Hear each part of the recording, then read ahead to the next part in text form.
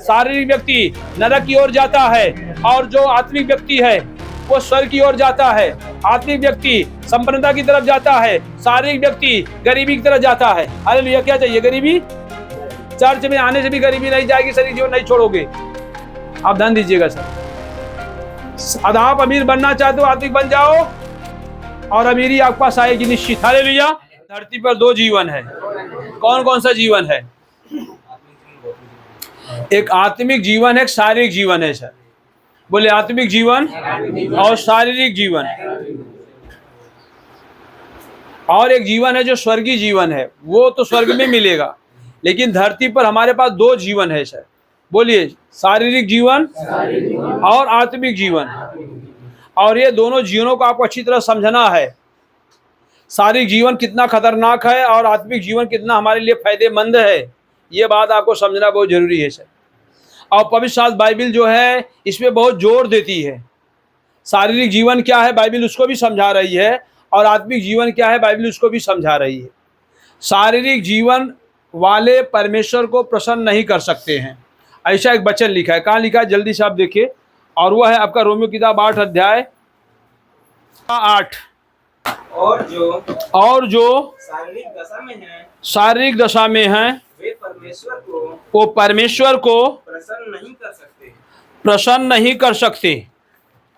आप देख रहे हैं? सभी लोग बोलिए। और जो शारीरिक दशा में हैं वे परमेश्वर को प्रसन्न नहीं कर सकते। हालेलुया। कितना लोग परमेश्वर को प्रसन्न करना चाहते हैं? हमारा पिता परमेश्वर अब प्रसन्न होगा, फायदा किसको होगा? आपको होगा सर। हालेलुया। परमेश्वर को प्रसन्न करने के लिए बहुत इजी है सर, बहुत कठिन नहीं है। कुछ बातों का आप ध्यान देना शुरू कर दीजिए। बोलिए परमेश्वर। परमेश्वर मतलब जो आकाश बनाया, जो पृथ्वी बनाया, जो मनुष्यों को बनाया है, जो सारे सृष्टि को बनाया है, जो अदृश्य परमेश्वर है, जो सर्वशक्तिमान परमेश्वर, सर्वज्ञानी परमेश्वर, सर्वव्यापी परमेश्वर, वो परमेश्वर। अब उसको आप प्रसन्न करना चाहते हैं तो आपको शारीरिक जीवन से आत्मिक जीवन में आना होगा। बोले शारीरिक जीवन से आत्मिक जीवन में आना होगा, क्योंकि पवित्र शास्त्र बाइबल ने रोमियो 8 के 8 में लिखा है, और जो शारीरिक दशा में हैं वे परमेश्वर को प्रसन्न नहीं कर सकते। अब आप परमेश्वर को प्रसन्न करना चाहते हैं तो आपको शारीरिक दशा को छोड़ना होगा। बोले शारीरिक दशा को छोड़ना होगा। हमें आत्मिक दशा में आना होगा। हमें शारीरिक जीवन को छोड़ना होगा। हमें आत्मिक जीवन को ग्रहण करना होगा। अब आप ध्यान दीजिएगा, यहाँ पर पवित्र शास्त्र बाइबल में दो कपड़े हैं सर। एक शारीरिक कपड़ा है, एक आत्मिक कपड़ा है। आपके समझने के लिए शब्दों का मैं उपयोग कर रहा हूँ। देखिए ये एक दस्ती ये है, ठीक है, एक दस्ती ये है। ये देखिए शारीरिक जीवन है, क्या है, और एक आत्मिक जीवन है। यदि ये आपके सर पे है या आपके जीवन में ये है तो खुदा प्रसन्न नहीं होगा। आप ध्यान दीजिए, यदि आपके जीवन में ये है तो खुदा प्रसन्न होगा।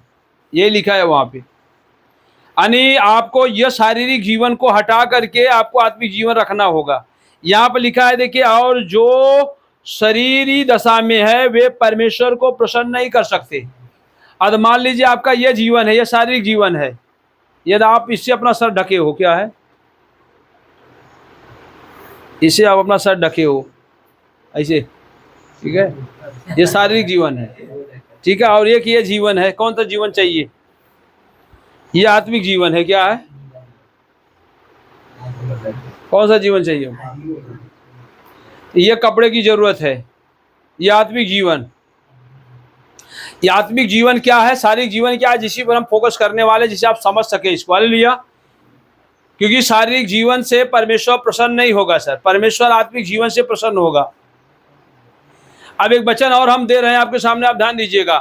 शारीरिक जीवन से आपको निकलना होगा। बोले शारीरिक जीवन से निकलना होगा। जब आप संसार में थे, शैतान के बंधन में थे, तो आप शारीरिक जीवन जी रहे थे। अब परमेश्वर शारीरिक जीवन से आपको बुला करके अब आपके सामने एक आत्मिक जीवन का ऑफर दे रहा है। बोलो भैया ये जीवन ले लो, ये जीवन जो है ये छोड़ दो, क्या करो? अब आप सोचे नहीं दोनों जीवन हम लेकर चले क्या होगा? ये भी चाहिए और ये भी चाहिए। कितना लोग दोनों चाहिए? दोनों चाहिए। दो नाव पर चलोगे तो क्या होगा? दो नाव पर आप चल पाओगे? हाँ भैया, यही है। इसलिए आप ध्यान दीजिए, शारीरिक जीवन को छोड़कर आत्मिक जीवन, इसको छोड़ दीजिए।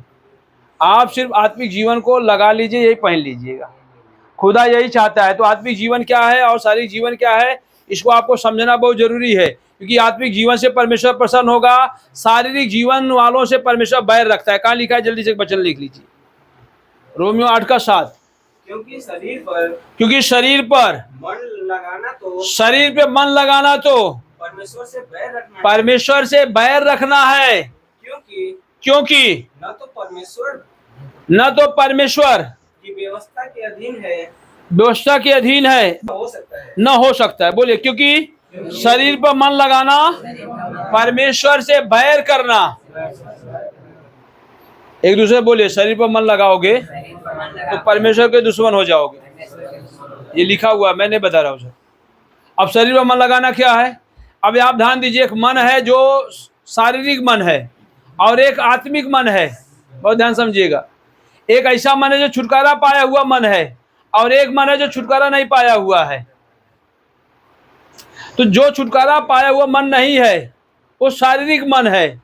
और शारीरिक मन के लोग जो हैं वो परमेश्वर के बैरी हैं। इसलिए जब आप यहाँ आते हो तो अपने मन के छुटकारे के लिए खुदा से प्रार्थना करें सर। शारीरिक मन से निकल करके आप आत्मिक मन में आए। कहाँ पर आए? आत्मिक मन वालों से परमेश्वर प्रसन्न होता है, शारीरिक मन वालों से परमेश्वर नाराज है। ऐसा करके लिखा हुआ है। इसलिए परमेश्वर आपको शारीरिक मन से निकाल करके आत्मिक मन में ले आने के लिए अपने बेटे को कुर्बान किया है। यीशु मसीह क्रूस पर इसीलिए मरे, क्योंकि यीशु मसीह जब तक क्रूस पे नहीं मरे थे, सबके अंदर शारीरिक मन था, शारीरिक स्वभाव था। जब यीशु मसीह क्रूस पे मर गए, अब हर एक के पास जो है एक आत्मिक मन आ गया है। हालेलुया। और उस आत्मिक मन में जीने का अभ्यास करे। क्योंकि अब यहाँ पर आपको समझना बहुत जरूरी है सर, शारीरिक मन और आत्मिक मन। तो परमेश्वर जो है वो आत्मिक मन से खुश होता है, प्रसन्न होता है मेरे भाई। इसलिए आपको बहुत बारीकी से पहले शारीरिक जीवन क्या है, आत्मिक जीवन क्या है, आपको थोड़ा समझना होगा। एक वचन थोड़ा और हम पढ़ते हैं। अब पहले शारीरिक जीवन क्या है थोड़ा आप देखिए, जल्दी से आप देखिए शारीरिक जीवन क्या है, उसको आप समझें। आप जल्दी से एक वचन देखिए, गलातियों का 5:24। गलातियों 5:24। और जो मसीह यीशु के हैं उन्होंने शरीर को उसकी लालसाओं और अभिलाषाओं समेत क्रूस पे चढ़ा दिया है। क्या लिखा हुआ है? और जो मसीह यीशु के हैं उन्होंने शरीर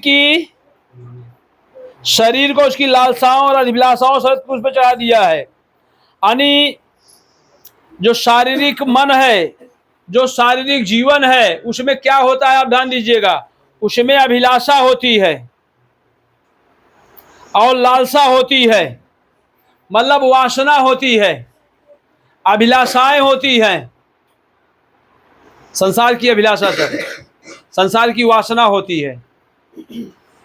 किसी स्त्री को देखो मन में वासना आ जाए, किसी वस्तु को देखो मन में लालच आ जाए, किसी की वस्तु घर देखो तो उसकी लालसा आ जाए। क्या आ जाए? कोई चीज पाने की लालसा, संसार की कोई चीज पाने के लिए लालसा।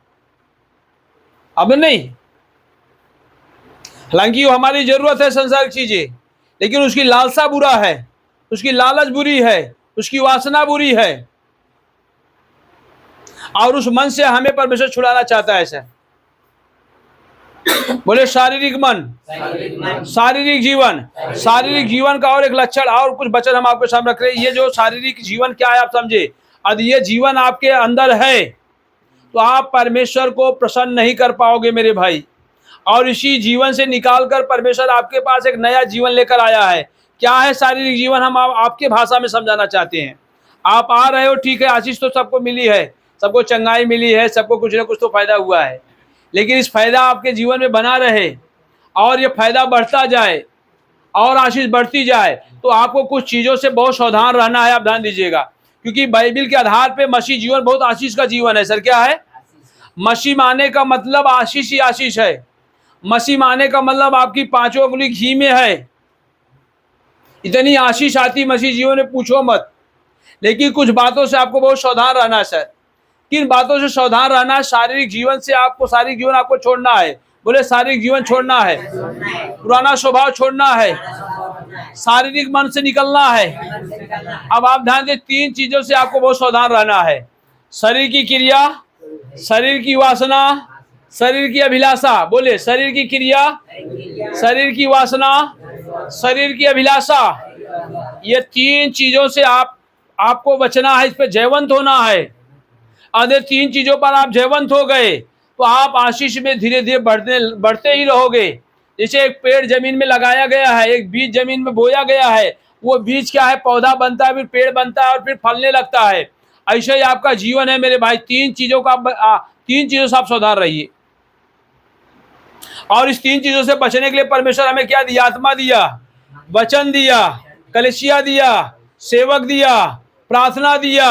आप इन सारी चीजों के द्वारा इस पर हम जयवंत हो सकते हैं। इसलिए ज्यादा आपको प्रार्थना करना, ज्यादा उपवास करना, ज्यादा आज्ञा पालन करना, ज्यादा संगति करने से शरीर की क्रियाएं मरती हैं, शारीरिक मन खत्म होता है, पुराना स्वभाव जाता है। इसलिए ज्यादा प्रार्थना में समय बिताएं। अब हम शारीरिक क्रियाओं पर जयवंत हुए हैं तो ऐसे नहीं हुए हैं सर। हम लगातार अभ्यास किए हैं, कोई तपस्या तो नहीं किया, लेकिन अभ्यास किए हैं। क्या किए हैं? और मैं आपको शायद कर आप भी अभ्यास करें। हमें शारीरिक जीवन से बाहर निकलना है, और ये बहुत इजी है, बहुत कठिन नहीं है सर। बस आप ध्यान दीजिए क्या करें, क्योंकि हमारा मन कैसा जा रहा है, हमारे मन में क्या चल रहा है, हमारी शरीर किधर जा रही है। आप ये सारी बातों को बारीकी से लेंगे तो आने वाले दिनों में आपके अंदर से शारीरिक क्रियाएं निकल जाएंगी, वासनाएं जाएंगी, शरीर की अभिलाषाएं जाएंगी। किसी की वस्तु देखोगे, किसी की स्त्री देखोगे, किसी के पति को देखोगे, किसी के बच्चों को देखोगे, किसी की नौकरी, किसी घर का लालच नहीं आएगा, वासना नहीं आएगी। एक ऐसा जीवन परमेश्वर देना चाहता है, समझ रहे हैं?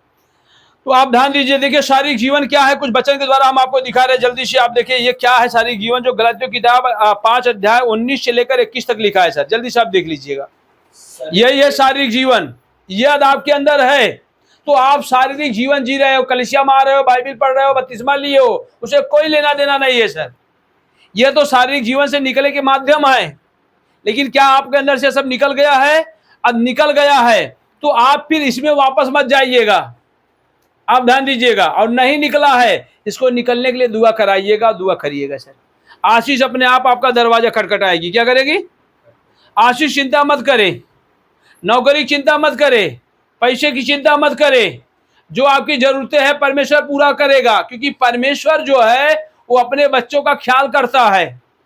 एक चिड़िया भी अपने बच्चों का ख्याल करती है, एक माँ जो है अपने बच्चों का ख्याल करती है। और परमेश्वर चिड़िया और माँ से बढ़कर के है। क्या हमारा आपका ख्याल नहीं करेगा? क्या हमारे जरूरतों को अवॉइड करेगा? वो मतलब ध्यान नहीं देगा? ऐसा होगा क्या? हमारी कोई जरूरत है, हमारी कोई प्रार्थना, हमारी कोई आवश्यकता है, क्या परमेश्वर नहीं सुनेगा? ऐसा हो नहीं सकता है। अब आप ध्यान दीजिए, आप शारीरिक जीवन में हो तो आपकी प्रार्थनाएं अवरुद्ध हो सकती है। इसलिए मैं आपको बहुत साफ शब्दों में कह रहा हूं। देखिए क्या शारीरिक जीवन, जल्दी से आप पढ़े धरिए। देखिए यहाँ पर गलातियों 5 अध्याय और 19 से लेकर 21 तक यही शारीरिक मन है, शारीरिक जीवन है, और शारीरिक क्रिया यही है। एक पद के द्वारा उसे कई जगह पे है, लेकिन यहाँ पर मैं आपको पढ़ के सुना दे रहा। जल्दी से पढ़े, बदल क्या लिखा है? शरीर के काम तो प्रकट है, नंबर 1 व्यभिचार। बोलिए व्यभिचार। आपके अंदर व्यभिचार नहीं है? बोलिए प्रभु व्यभिचार नहीं है। कोई स्त्री पुरुष देकर कोई लालच नहीं है आपके मन में? आप चेक करें, किसी के पास व्यभिचार है मन में?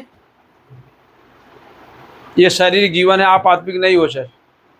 और आपके अंदर ये नहीं तभी आत्मिक बना, और आत्मिक बनना बहुत जरूरी है। अभ्यास करें। क्या करें?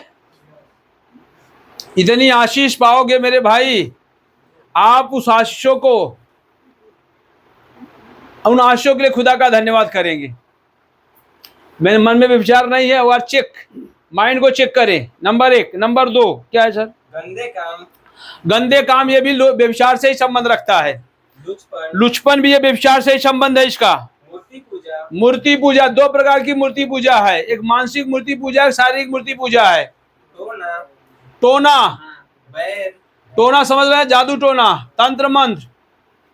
मसीह मारने के बाद जादू टोना, तंत्र मंत्र और जगहों मत जाइएगा, नहीं बच जाओगे सर। जादू टोना और बैर, बैर तो नहीं है। देखिए आपके मन में बैर तो नहीं है मसीह लोगों के प्रति, पड़ोसी के प्रति। बैर किसी के प्रति तो नहीं है, दुश्मनी नहीं है। तो आप आत्मिकता जीवन में जा रहे हो, आत्मिक जीवन आपको मिला है। लेकिन कभी कभी शैतान बैर डालने के लिए ऐसा परिस्थिति पैदा कर देता है। कुछ लोग आपको आकर परेशान करेंगे, कुछ दिक्कत पैदा करेंगे, जिससे आपके अंदर बैर आ जाए। क्या आ जाए? वो घर के लोग भी हो सकते हैं, बाहर के लोग भी हो सकते हैं। आप ध्यान दीजिएगा, शैतान चाहता है आजकल इसके मन में बैर नहीं तो बैर उत्पन्न कराया जाए। शैतान अपना दूध भेजेगा, बोले भैया उसके अंदर जाओ, मसीह के अंदर आजकल बैर नहीं है, उसके अंदर बैर कैसे पैदा होगा? तो किसी से आपका साइकिल निकलवा देगा, क्या करेगा? या गाड़ी में धक्का लगवा देगा, या आपका कुछ सामान जो है कहीं कुछ हो जाएगा, तो आप बड़े गुस्से में आ जाओगे। अब नहीं, बैर आ जाएगा। अब वो लड़की से ना कहीं झगड़ा करवा देता है। अब आपको ध्यान देना है, मसीह जीवन में संयम होना चाहिए। बोले संयम, संयम मतलब सेल्फ कंट्रोल। आपको बहुत कंट्रोल रखना है। हमें झगड़ा नहीं करना है, कंट्रोल करना है। हमें झूठ नहीं बोलना है, कंट्रोल करना है। हमें दिन भर टीवी नहीं देखना है कि अब 24 घंटा हमें टाइम मिला है तो हम 10 घंटा टीवी देखते रह गए, मोबाइल दिन भर देख रहे हैं। मोबाइल सबसे खतरनाक है मसीह लोगों के लिए, क्योंकि मोबाइल में नेट चालू कर दे कुछ भी आता है। क्या है? शैतान आपको वही चीज़ भेजेगा जो आपको नहीं देखना है, डायरेक्ट आता है सर। बहुत खतरनाक मोबाइल है सर। और गलत चीज़, गलत पिक्चर डायरेक्ट आ रहे हैं इसमें नेट के माध्यम से, और एक मसीह उस चीज़ों को देख नहीं सकता है, गंदे चीज़ आ रहे हैं उसमें सर। अब आप कलीसिया में आ रहे हो और वहाँ पर मोबाइल में गलत पिक्चर देख रहे हैं, सेक्सी पिक्चर देख रहे हैं, तो आपकी आर्थिक स्थिति खराब हो जाएगी। यहाँ आने के बावजूद भी आप ध्यान दीजिएगा सर, आप फाइनेंस में बहुत तकलीफ में जाओगे, मैं आपको पहले बता दे रहा हूँ।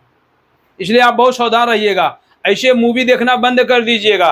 और आप ऐसे मूवी देख रहे हैं तो आप शारीरिक हो या आत्मिक व्यक्ति नहीं हो, क्योंकि मोबाइल सबके हाथ में है और मोबाइल में तो सब कुछ आ रहा है। अब आपका सेल्फ कंट्रोल है तो ठीक है, नहीं है तो मोबाइल आप फेंक दीजिए भैया, डब्बा वाली मोबाइल ले लीजिए। क्या करें? आत्मिक बनना चाहते हो तो डब्बा वाली मोबाइल अच्छा रहेगा, उसमें कुछ दिखाई नहीं देता, सिर्फ बात होती है बस।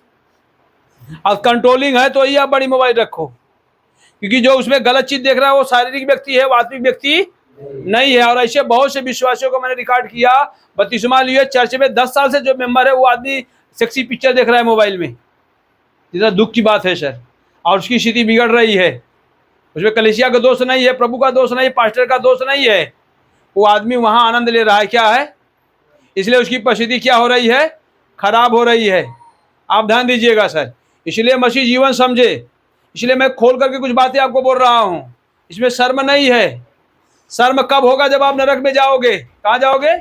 शर्म जब होती जब आपको पैसे नहीं रहती तब अपमानित होना पड़ता है। ये बोलने से शर्म नहीं होता है, ये कोई शर्म की बात नहीं है सर। इसीलिए हमें सावधान करना आपके लिए बहुत जरूरी है। जब आपका पैसा नहीं है, आप जाओगे किसी मांग लो, नहीं देगा, अपमानित होना पड़ता है। इसलिए आप देखिए आप क्या क्या रहे हैं। आप प्रभु का कपड़ा पहन लिए हैं, ये कपड़ा आपको मिला है, ये आत्मिक जीवन। तो आप आत्मिक जीवन में चले, वो गंदा मत होने दीजिए। क्या करें? बाइबल में लिखा है यीशु मसीह का लहू हमें शुद्ध करता है। जब हम शुद्ध कर दिए गए हैं हमें फिर कचड़े में नहीं जाना है। बाइबल में लिखा है सुअर को स्नान करा दीजिएगा, तो सुअर कहाँ जाती है? क्योंकि उसको मजा उधर ही आ रहा है, इधर मजा कम आता है स्नान वाले में, वो कहाँ ढूंढती है? और बाइबल में साफ पत्र लिखता है लोगों को स्नान करा दिया गया यीशु के लहू से, वो शुद्ध कर दिए गए, बाद में फिर कहाँ चले गए? और सबको परमेश्वर बड़ी आशीष करता है सर। बस आप संभाल के रखे अपने आत्मिक जीवन को, बिगड़ने मत दीजिए मेरे भाई। आप ये सब चीज छोड़ दीजिए। हो रहा है तो आप घुटना टेकर प्रार्थना करें, प्रार्थना करवाए, प्रभु आपको इसे बचा लेगा, क्योंकि परमेश्वर ये सब आपके अंदर से निकाल देगा। आपके दिल में इच्छा ही नहीं होगी उस चीज की। आपके अंदर यह होनी चाहिए कि नहीं प्रभु मैं ये नहीं चाहता हूँ। और आपके अंदर इच्छा है कि मैं फल नहीं खाना चाहता हूँ, भले बुरे ज्ञान का वृक्ष का फल मैं नहीं खाना, आपके अंदर इच्छा है, तो परमेश्वर आपको बचाएगा। आपके अंदर खुद ही इच्छा है खाने का, तो परमेश्वर ऐसा कुछ नहीं कर। परमेश्वर का नियम अलग है सर। आपकी इच्छा है तो आप यहाँ आ सकते हो, नहीं इच्छा है तो फिर परमेश्वर क्या कर, जबरदस्ती कर सकता है क्या? जैसे एक घोड़ा को प्यास लगी है, क्या लगी है, तो घोड़ा को आप क्या कर सकते हो? जहाँ पानी वहाँ पहुँचा सकते हो ना, कि अब वहाँ पहुँचा दिए हम तालाब के पास, अब पानी नहीं पिएगा तो घोड़ा का आप जबरदस्ती पानी पिला सकोगे? उसके ऊपर है, पिए न पिए। और पाप से आपको निकलना है, शारीरिक जीवन से निकलना है, शारीरिक मन से निकलना है। आपके अंदर इच्छा और डिजायर होनी चाहिए। क्या होनी चाहिए? नहीं, हमें गलत चीज नहीं देखना है, गलत पिक्चर हमें नहीं देखना है, गलत चीजों से हमें बाहर निकलना है। हम प्रार्थना करेंगे, हम उपवास करेंगे, हम प्रार्थना करवाएंगे, हम परमेश्वर से लगातार जो है विनती करते रहेंगे। आप प्रार्थना कर रहे हैं, प्रभु हमें ये मिल जाए, वो मिल जाए, उसकी मांगने की जरूरत नहीं है। मांगने से पहले खुदा जानता है क्या है। आप बोले प्रभु हमारे अंदर शरीर की अभिलाषाओं को निकाल दे, शरीर की वासनाओं को निकाल दे, शरीर क्रियाओं को निकाल दे। हमें बड़ा गुस्सा आता है, क्या है, हमारे अंदर बैर आता है। देखिए यहाँ पर क्या क्या शरीर क्रियाएं बहुत है सर, ये मेन समस्या हमारी है, बाकी कोई समस्या नहीं है। क्या लिखा है बैर के बाद? क्या है सर? झगड़ा। झगड़ा किन लोग घर में झगड़ा नहीं होता? हाथ उठाकर दिखाएं खुदा को। देखिए झगड़ा नहीं होता पति पत्नी से, बच्चों से, पड़ोसी से, कलीसिया में झगड़ा नहीं हो रहा है। झगड़ा हो रहा है तो आप शारीरिक हो, आत्मिक नहीं। कोई हाथ नहीं उठा रहा है, इसका मतलब क्या? झगड़ा होता है तो आप शारीरिक को भैया परमेश्वर को प्रसन्न करना है तो शराब पीना छोड़ दो। क्या करो? परमेश्वर इतनी आशीष देगा, आप उसको संभाल नहीं पाओगे सर। परमेश्वर ने अब्राहम को इतनी आशीष दिया मेरे भाई ने, और अब्राहम का जो नाती याकूब था उसको उसके द्वारा एक राष्ट्र बना दिया। और राष्ट्र का नाम क्या है मालूम है? इजराइल राष्ट्र। बोले इजराइल राष्ट्र। आज भी है मेरे भाई, आप समझो परमेश्वर को। झगड़ा, कितना लोग झगड़ा छोड़ने के लिए रेडी हैं? यहाँ तो आप सरदूत लग रहे हैं, घर में जाकर के पत्नी झगड़ा कर लिए, पति झगड़ा कर लिए, भैया खाना के लिए झगड़ा हो गया, ये इसके लिए, कपड़े के लिए। और कुछ पति पत्नी गए मार्केटिंग करने और वहाँ मार्केट में झगड़ा कर लिए, सब्जी के लिए या कपड़ा खरीदते समय ये करके भी खरीदे नहीं, भी चले आए सर गुस्सा में आकर के। आप समझ नहीं, पत्नी अलग नाराज हो गई, पतिदेव अलग नाराज हो गए, 2 दिन बोले नहीं, बोले अभी नहीं खरीदूंगा क्योंकि तू सुनती नहीं है। क्या है? अब कपड़ा लेने में झगड़ा हो गया। तो आप ध्यान दीजिएगा, झगड़ा आप समझे, ये झगड़ा करना शारीरिक जीवन है। कभी कभी घर में लोगों में झगड़ा होता है सर। क्या है? खाने पीने को छोटी छोटी बातों को लेकर झगड़ा करते हैं। आपने ये नहीं किया, वो नहीं किया, ये नहीं किया, ये मसीह लोगों में चल रहा है। इसलिए आप जानते हैं जो झगड़ा करने वाले मसीह हैं उनके लिए पौलुस क्या बोलता है, थोड़ा आप ध्यान दीजिए। एक वचन देखिए सर, जो मसीह लोग झगड़ा करते हैं उनको क्या बोला जा रहा है बाइबल में। आप निकाले 1 कुरिन्थियों 3 अध्याय। हे भाइयों, हे भाइयों, मैं तुमसे इस रीति से बातें नहीं कर सका जैसे आत्मिक लोगों से, परंतु जैसे शारीरिक लोगों से और उनसे जो मसीह में बालक है। बोले मसीह में बालक। जो मसीह लोग झगड़ा कर रहे हैं वो मसीह में बालक हैं, वो शारीरिक मसीह हैं। बोले शारीरिक मसीह, वो आत्मिक मसीह नहीं है। और आप गुस्सा आ रहा है, आपके अंदर बैर है, झगड़ा हो रहा है, आप झूठ बोल रहे हो, गाली दे रहे हो, कलीसिया मार रहा है, तो आप मसीह में बालक हो। अब ये बालक को जो है पुरुष बनना है। जब आप झगड़ा छोड़ देते हो तो आप पुरुष हो गए। क्या हो गए? और पौलुस बोल रहा है मैंने आत्मिक तरीके से बात करना चाहा तुम लोगों से, लेकिन तुम लोग शारीरिक थे, बालक, मैं बात नहीं कर पा रहा हूँ, मैं अपनी दिल की बातें बता नहीं पा रहा हूँ क्योंकि तुम शारीरिक हो। क्या हो? क्योंकि वो समझोगे नहीं, उसको गलत समझ जाओगे। क्योंकि बच्चों से क्या बात करोगे सर? कोई बच्चा है उससे क्या बात करोगे आप? मान लीजिए आपका बेटा है, उससे आप क्या बात करोगे? छोटा सा है, आप उसको बोलोगे नौकरी के विषय में तो समझेगा कुछ? बोलोगे तुम्हारी शादी करनी है तो समझ में आएगा उसको? वो तो बहुत छोटा है अभी, समझ रहे हैं? ऐसे बालक से कोई बात नहीं होती है क्योंकि वो शारीरिक है। क्या है? हाँ, शारीरिक लोगों से कुछ बात नहीं। देखिए आगे क्या लिखा है, क्योंकि अब तक शारीरिक हो इसलिए कि जब तुम में डा और झगड़ा है तो क्या तू शारीरिक नहीं और क्या मनुष्य इस रीति पर नहीं चलते? मनुष्य की रीति पर नहीं चलते, यानी जैसे मनुष्य की रीति पर चल रहे। हालेलुया। तो मेरे भाई आप ध्यान दीजिए, प्रभु पास आए हो, प्रभु पास बड़ी आशीष है, खुदा आपसे प्रसन्न है, और आप ये सब चीज छोड़ने के लिए रेडी हैं। बोले झगड़ा। आपके घर में झगड़ा नहीं हो रहा है, अधो रात खुदा से प्रार्थना करें, प्रार्थना करवाएं भाई, झगड़ा जाएगा, आशीष आएगी। ये झगड़ा कहाँ से, कौन सी स्पिरिट है? ये परमेश्वर की स्पिरिट है, शैतान की स्पिरिट है? यानी झगड़ा कचड़ा है। इसलिए भी कुछ लोग आते भाई हमको कचरा निकालो घर में से, तो समझ नहीं होते कौन सा कचरा बोल रहे हो इधर। हमके यही कचरा बोल रहा हूँ, ये कचरा जो आपके घर में है ना, इसलिए कचरा आशीष को रोक के रखी है। क्या है? आशीष आपके सर पे आ रहा है, लेकिन ये कचरा रोक के रखा है, झगड़ा। इतनी आशीष है मसीह जीवन, पूछो मत सर। आप जो मांगो खुदा दे देगा, वो देने के लिए रेडी, उसको कोई कमी नहीं है। वो आप जानते हैं इजराइल लोगों के पास जब रोटी नहीं था, मन्ना गिराया, जब खाने के लिए बोरन नहीं था, बोरन समझ रहे हैं ना, दाल नहीं था, तो परमेश्वर बटेरे लेकर आया कि नहीं? अब मूसा बोला इतना ढेर सारी मछलियां कहाँ से आएंगी, इतना बटेरे कहाँ से आएंगी? परमेश्वर बोला मूसा मेरा हाथ इतना छोटा नहीं है, 6 लाख इजराइल नहीं है, 12 लाख इजराइल नहीं, तो भी मैं एक दिन में खिला दूंगा। क्या करूंगा? और इतनी ढेर सारी मछलियां और बटेरे आ गई, आएगी नहीं सर? वो खुदा है, आपको घटी नहीं होने देगा। घटी कब होगी? जब झगड़ा करोगे, जब शराब पियोगे, तब घटी होगी। क्या होगी? पहले उसको छोड़ने के लिए प्रार्थना करो, गलत चीज से निकलने के लिए प्रार्थना करो, शारीरिक जीवन से बाहर आओ। बोले शारीरिक जीवन से बाहर आओ। आज झगड़ा कर रहे हो और ज्यादा जो पिक्चर देख रहा है, ज्यादा सीरियल देख रहा है, बोले सीरियल।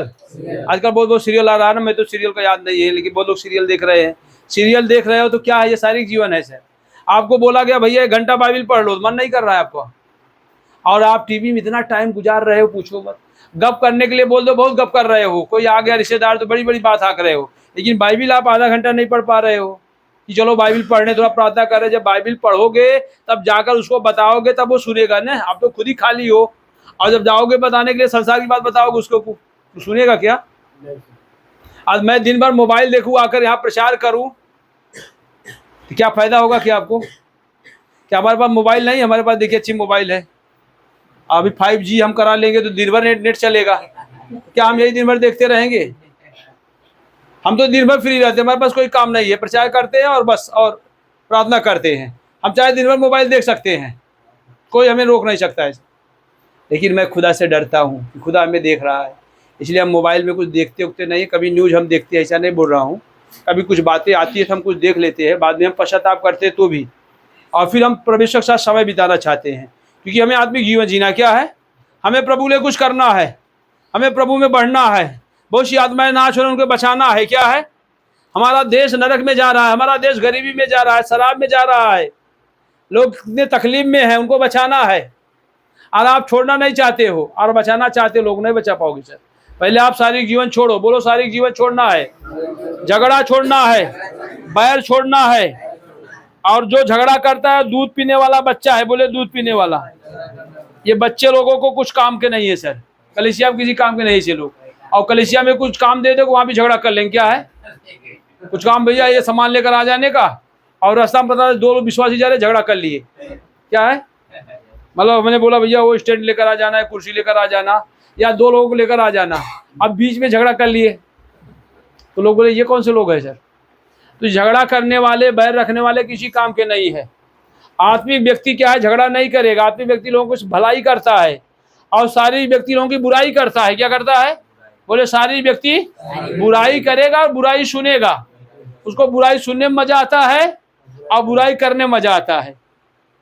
अब नहीं, जैसे अभी कोई बच्चा है और 2 बच्चे आपके पास है, और माँ ने एक बच्चे को डांट दिया, तो दूसरा बच्चा खूब खुशी हो गया, उसको वैसे बोलेगा और चिढ़ाएगा उसको, देख माँ तुझे डांट दी। फिर माँ ने उस बच्चे को जब डांटती है तो फिर वो उसको चिढ़ाता है। क्या है? हाँ देख तुमको डांट दी। अब नहीं, ये क्या, कौन सा जीवन है सर? ये शारीरिक जीवन। आप समझे शारीरिक जीवन क्या? सारे लक्षण लिखा है, झगड़ा, बोले ईर्ष्या, क्रोध, किन लोग गुस्सा आ रहा है, गुस्सा, बोले गुस्सा। ये शारीरिक जीवन है, आत्मिक जीवन नहीं सर। गुस्सा आ रहा है नहीं, वो आत्मा में आओ बहन। प्रभु बोल रहा है मेरे साथ रहो, मेरे घर में रहो। देखो हम लोग गुस्सा नहीं कर रहे हैं, पहले हम लोग करते थे, अब नहीं कर रहे हैं सर। कभी हमारे साथ रहो आप, तो आपको समझ में आएगा कि आत्मिक जीवन क्या है। आप ऐसे आशीष नहीं आ रही भाई, कोई कुछ बोल दिया हम गुस्सा नहीं करते। बच्चों पर गुस्सा करना बंद किया हूँ, कहीं कभी कभी बच्चों को गुस्सा करने की जरूरत पड़ती है, बाइबल लिखा है, लेकिन हम प्रेम से समझाने की ज़्यादा कोशिश कर रहे हैं। क्रोध, देखिए क्रोध, और क्या है? विरोध, फूट, विधर्म, डा, मतवालापन, शराब पीने वाला, बोले शराब पीने वाला, शराबी लोग, पिक्चर देखने वाले, सुरती खाने वाले, सुपारी खाने वाले, और क्या क्या करने वाले, सब शारीरिक है सर। गंदा गंदा किताब पढ़ने वाले, ये शारीरिक लोग। मतवालापन, बोले मतवालापन, लीला कीड़ा, बियर बार में जाना, बियर बार में ये सब घूमना, ऑप्शन नहीं। अभी आएगा कुछ लोग क्या होली भी खेलते हैं, इधर भी आते हैं, तो या होली ही खेलो या इधर ही आओ, एक ही तरह रहो। अब देखिए, आप समझने की कोशिश करें मेरे भाई, प्रभु आपकी सहायता। ये शारीरिक जीवन है, शारीरिक जीवन को आप समझे। शारीरिक मन ये पुराना स्वभाव है। आप जानते हैं ये सबसे कैसे छुटकारा पाओगे, जब आपके अंदर नया मन आएगा। हालेलुया, बोले नया मन, नया स्वभाव। अब आप ध्यान दीजिए, हमारी आत्मा परमेश्वर के वचन और मसीह के स्वभाव के कारण जीवित रहती है। बोलिए, हमारी आत्मा मसीह के स्वभाव के द्वारा और परमेश्वर के वचन द्वारा जीवित रहती है। और आप चाहते हैं हमारे अंदर मसीह का स्वभाव हो। यह स्वभाव की रक्षा करने के लिए दो चीजों की जरूरत है, एक परमेश्वर के वचन की और परमेश्वर की आत्मा की। इसलिए मेरे भाई, डेली आपको वचन पढ़ना है। आत्मिक जीवन बनने के लिए, आत्मिक व्यक्ति बनने के लिए आपको डेली वचन से अपने हृदय को भरना है, अपने मन को भरना है, तभी आप पुराने स्वभाव से छुटकारा पाओगे। डेली वचन सुनने से अब आपके आत्मा को परमेश्वर का वचन और परमेश्वर की आत्मा जिंदा कर सकती है। क्योंकि बाइबल बताता है, जो यीशु को नहीं जानते, यीशु का वचन नहीं जानते, जिनका आत्मा नहीं है, उनका मन, उनका आत्मा मरी हुई है। और जब परमेश्वर का आत्मा हमारे अंदर आता है और जब वचन आता है, हमारी आत्मा जिंदा हो जाती है। और जब हम जीवित हो जाते हैं तो उसको बचाना बहुत जरूरी है। और जब जीवित आत्मा हमारी हो जाएगी तो हम शारीरिक जीवन से बाहर निकल आएंगे। और प्रभु ने अच्छा व्यवस्था किया है सर। अब आप ध्यान दीजिएगा, शारीरिक जीवन को आप समझ रहे हैं, जो हमने आपके सामने लक्षण रखा। अब आत्मिक जीवन क्या है, ये भी आप समझ लिए जल्दी से। आत्मिक जीवन को भी हम देखेंगे। और आत्मिक जीवन में क्या लक्षण पाए जाते हैं वो आप समझे जल्दी से। आप निकाले गलतियों का 5 अध्याय का, और उसका 22 और 23 में है सर। आत्मिक जीवन है, क्या है?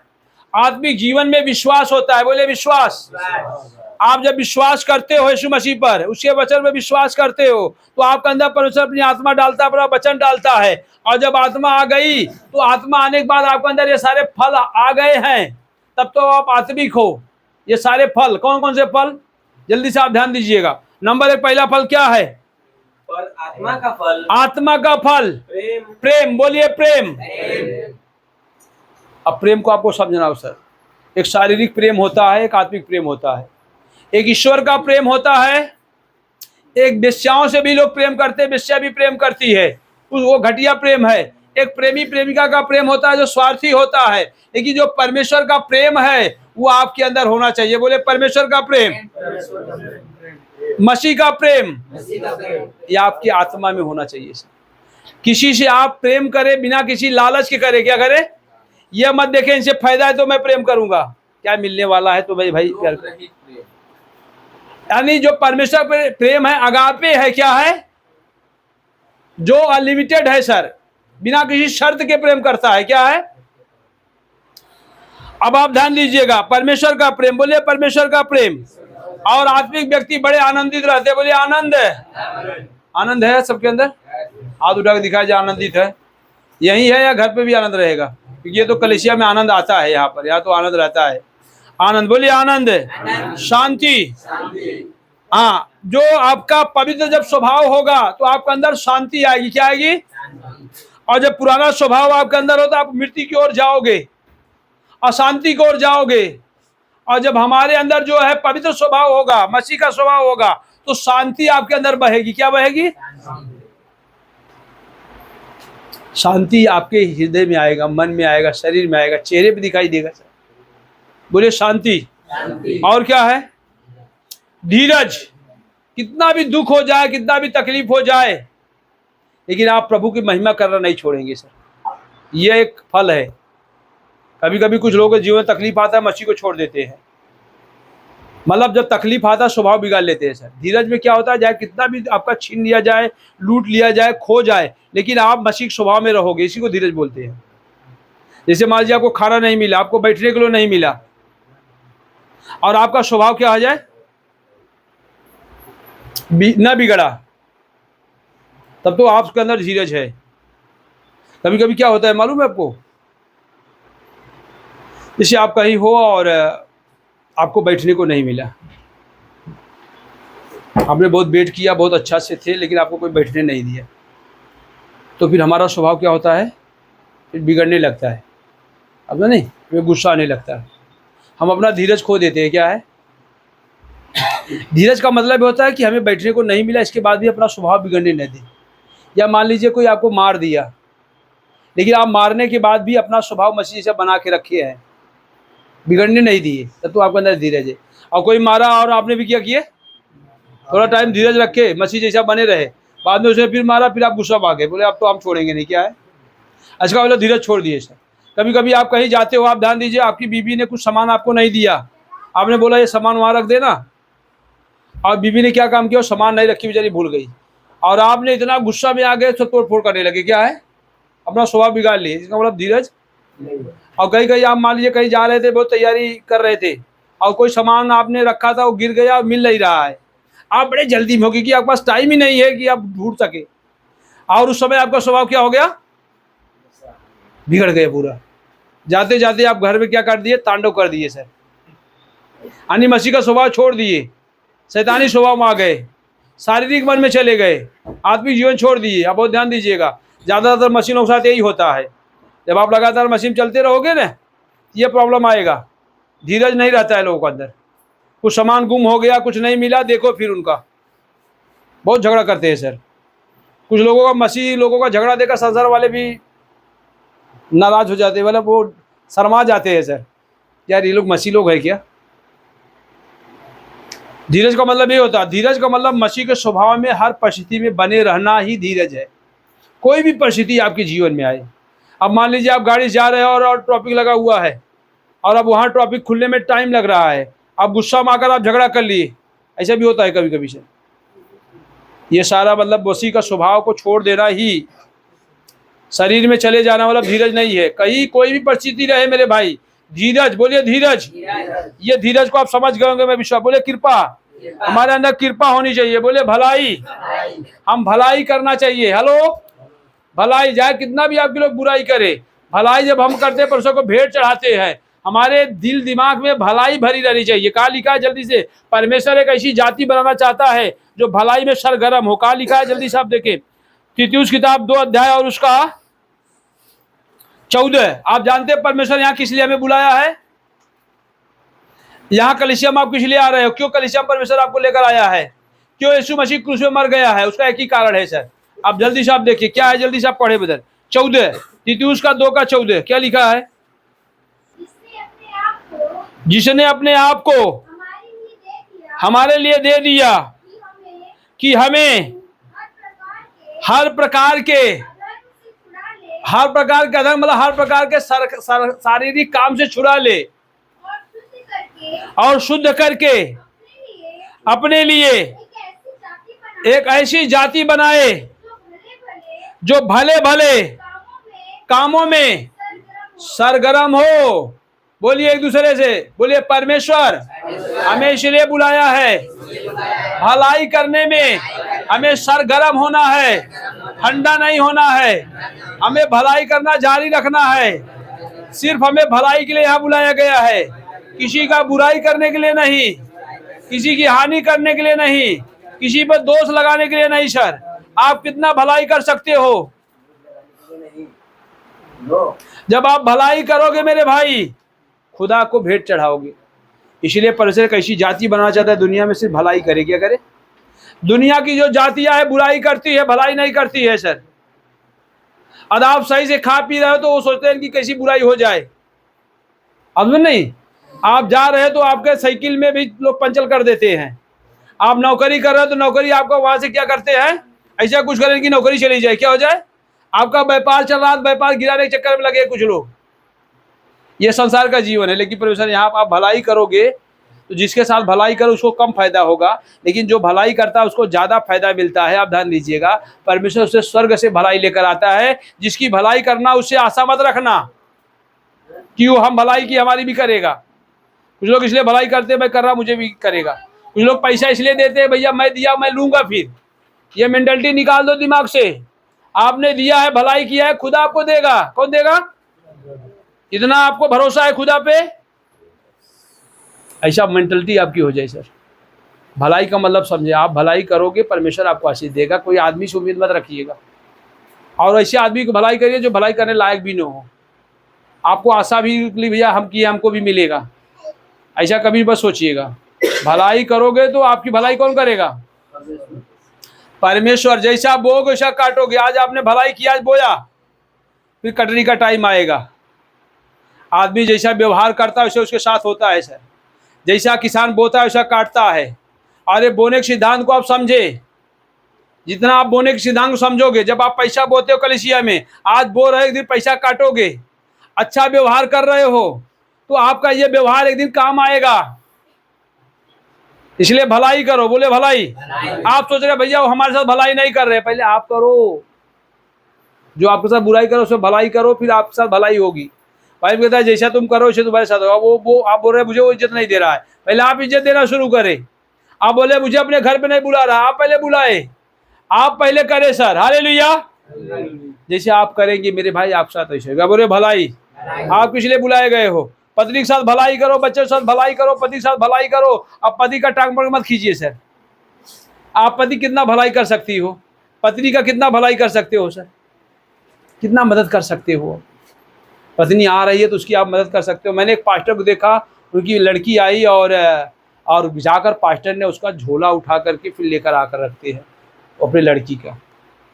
सोचे था नम्र होकर के, लोग सोचे भैया पास्टर हैं और अब इनकी लड़की गाड़ी चला कर आई तो उसका सब सामान ले आकर रखे बेटी। तो ये वो कर रहे हैं भलाई, मतलब छोटा कर रहे हैं अपने को। ऐसा है कोई अपना बच्चा आता है, किसी बच्चे को आप मदद करें, उसकी भलाई करे, सबकी भलाई करे। अपनों से सब प्यार करते, गैरों का भी भलाई करे सर। भलाई करने के लिए ले रहे हैं आप, ये भलाई आप पर आएगी, आप ध्यान दीजिएगा। हेलो। और यहाँ पर भी आते हो भलाई करो। आप खड़े हो जाओ, दूसरे को बैठा दो, थोड़ा बहुत आप बैठ जाओ, देखो अभी क्या होता है। फिर वो बोले नहीं भैया आप बैठ जाओ। मैं आप नहीं, आप ही बैठ जाओ। नहीं, आपको दूसरा कोई बैठा देगा। और मान लीजिए आप भलाई किया और भलाई किया, आपका गाड़ी कोई लेकर चला गया, दे दीजिए बस सर। फिर दूसरे को भी बैठा है, क्या करे? खुदा आपके लिए आशीष लेकर आएगा। उसने बुराई किया है क्योंकि आपने भलाई के मकसद से उसकी मदद किया है, लेकिन वो आपकी हानि किया है सर। अब जान लीजिए ये हमारा भलाई काम है। कभी कभी भलाई करते हैं ना तो हमारे साथ क्या होती है, हमें बंद नहीं करना है, ये खुदा का आदेश है सर। तो आत्मा का फल, बोलिए आत्मिक जीवन यही है। हालेलुया। भलाई करना। और क्या है सर? विश्वास। बोलिए विश्वास। आत्मिक जीवन विश्वास से भरा होता है। बोलिए विश्वास। विश्वास। बोलिए आपके अंदर विश्वास है? राई के दाने बराबर विश्वास है? बोलिए अविश्वास की आत्मा जाए, विश्वास की आत्मा आए। यानी एक आत्मिक व्यक्ति विश्वास से भरा रहता है, वो नकारात्मक नहीं बोलता है। आप ध्यान दीजिएगा। शारीरिक व्यक्ति नकारात्मक बोलते रहते हैं, ये नहीं होगा, वो नहीं होगा, ऐसा नहीं होगा, वैसा नहीं होगा। और शारीरिक आत्मिक व्यक्ति क्या बोलता है? होगा। बोलिए होगा। बोले यीशु के नाम से होगा। गरीबी जाएगी, बीमारी जाएगी, नौकरी स्थिर होगी, यहाँ हमें बंगलो मिलेगा। बोलिए। बोलने में क्या जा रहा है भैया? बंगलो नहीं चाहिए आपको? विश्वास से बोलो, आत्मिक लोग सब चीज ले लेंगे। बोले सब ले लेंगे। हालेलुया। आपके लिए कुछ असंभव नहीं है। विश्वासी लोगों का मतलब आत्मिक जीवन ये है सर। आप बोले ब्रदर कैसे होगा? क्यों नहीं होगा? परमेश्वर हमारा कमजोर है क्या? आप बोले शराब को ये छोड़ेगा, पहले सब शराब पीते थे, पीते थे नहीं, छोड़ दिए ना। आप नहीं छोड़ोगे, यीशु के नाम से शराब की आत्मा आपके अंदर से जाएगी। जाएगी कि नहीं? शराब को देख नहीं पाओगे आप। यीशु के नाम से आपके आत्मा प्राण को कब्जा करेगा परमेश्वर। क्या करेगा मेरे भाई? जो आत्मिक जीवन को आप समझे, बोले विश्वास। विश्वास से भरा जीवन। ओके। और क्या है सर? विश्वास बात क्या है? नम्रता। आत्मिक व्यक्ति के पे बहुत नम्र होता है। बोले नम्र। और शारीरिक व्यक्ति क्या होता है? बोला घमंडी। घमंडी, नम्रता। किसको आप चाहते हो? देखिए देखिए, ये घमंडी और एक कमर वाले किधर गई? ये है, देखिए, ये नम्रता का जीवन है, घमंडी जीवन है। कौन सा जीवन चाहिए आपको? नम्र। और नम्र लोगों के लिए तीन चीज परमेश्वर देगा। क्या देगा मालूम है? जल्दी से आप देखिए वचन, नीति वचन निकाल। नम्र लोगों के लिए तीन चीजें परमेश्वर वादा किया है। देखिए कहाँ लिखा है, नीति वचन। नम्रता और मानने का फल, धन मिलेगा, महिमा मिलेगी और जीवन मिलेगा। नम्र आप हो, तीन चीजें परमेश्वर आपके सामने लेकर आएगा सर। बोले नम्र व्यक्तियों के पास तीन चीजें आएगी। धन आएगा, महिमा आएगा, जीवन आएगा। आप धन के लिए परेशान हो, नम्र बन जाओ बस। अयूब जो है यूरोपियन देश में सबसे अमीर व्यक्ति था, क्योंकि बहुत नम्र था। क्या था? नम्र बनो। और क्या है? संयम। संयम मतलब सेल्फ कंट्रोल। अब एक भाई क्या काम किया? Self control. बोले सेल्फ कंट्रोल। सेल्फ कंट्रोल मतलब सर है मतलब सेल्फ कंट्रोल करना। जैसे मान लीजिए गुलाब जामुन आपके पास आ गया, तो आप 100 गुलाब जामुन खाओगे या 2 खाओगे? वो कितना गुलाब जामुन खा गए भैया बता रहे थे? अब सोचो, गुलाब जामुन बता रहे 100 गुलाब जामुन खा गए, कोई कंट्रोल नहीं सर।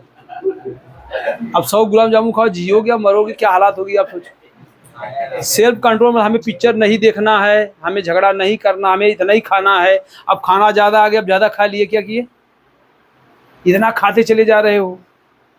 सोने का कोई लिमिट नहीं है, कुछ मनमानी सो रहे हो। सेल्फ कंट्रोल करो, कहाँ गलती कर रहे हो, उसको कंट्रोल में आओ सर।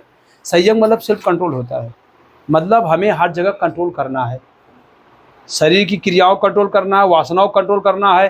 कुछ लोगों के मन में इतनी वासना है, अपना मन कंट्रोल नहीं कर पाते हैं सर, कहीं भी घूमता रहता है। क्या है? अपने मन को कंट्रोल करो। ये सेल्फ कंट्रोल मतलब ये है। बोलने में कंट्रोल करो, सोचने में कंट्रोल करो, समय में, हर जगह कंट्रोल होना बहुत ज़रूरी है सर। यानी आपका जिम्मेदारी है ये।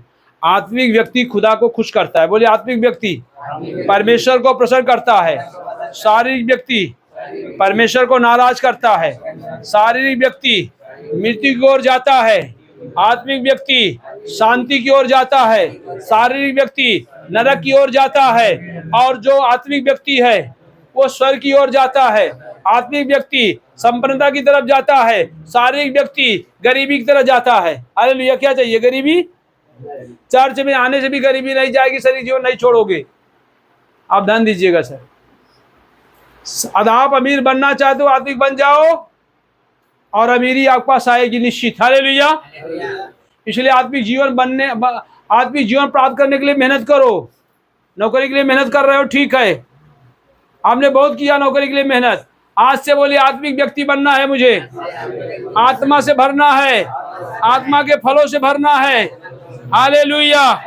हम एक आत्मिक व्यक्ति हैं, हम परमेश्वर के व्यक्ति हैं, हम एक धर्मी व्यक्ति हैं। 7 बार गिरेंगे फिर उठेंगे। आत्मिक व्यक्ति का घर स्थिर रहता है, नौकरी स्थिर रहती है, हर चीज परमेश्वर स्थिर करेगा।